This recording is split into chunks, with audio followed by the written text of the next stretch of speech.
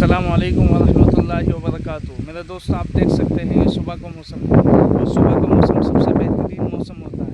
اور صبح کا موسم سب سے بہترین کیوں ہوتا ہے کہ اس لیے کہ دوپہر میں بہت زیادہ گرمی ہو جاتی ہے، اور جب دوپہر میں گرمی ہو جاتی ہے تو انسان کے جسم میں ایک ہیٹ اور تپش پیدا ہو جاتی ہے۔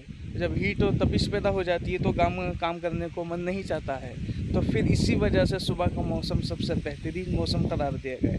کیونکہ آج میں نے سوچا کہ ایک بلاگ بنا لیا جائے چھوٹا سا، اور اس بلاگ میں تھوڑا سا جو ہے کچھ بول دیا جائے تاکہ لوگوں کو فائدہ ہو۔ تو میری نصیحت یہ ہے کہ سب سے زیادہ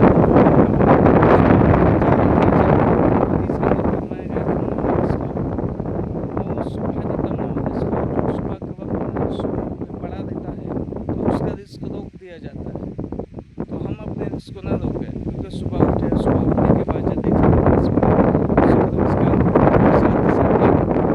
ساتھ ہی ساتھ جو ہے اپنے جسم کی صحت کے لیے دوڑ دھوپ بھی کرنی چاہیے۔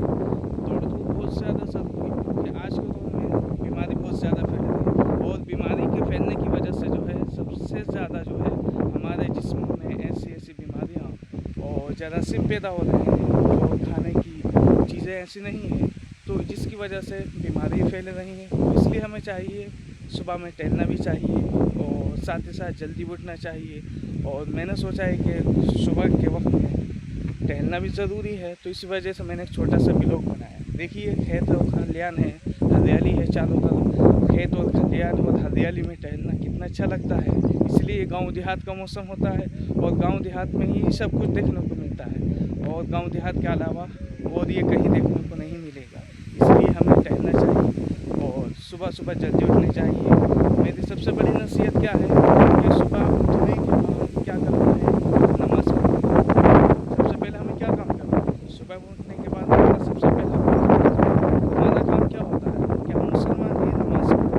نماز پڑھنا بہت زیادہ ضروری ہے، اس لیے میری سب سے بڑی نصیحت ان الصلاۃ کانت علی المؤمنین کتابا موقوتا، کہ نماز کو وقت مقررہ پر پڑھی جائے۔ جب نماز وقت مقررہ پر پڑھی جائے گی تو انشاءاللہ جب ہم صبح میں اٹھیں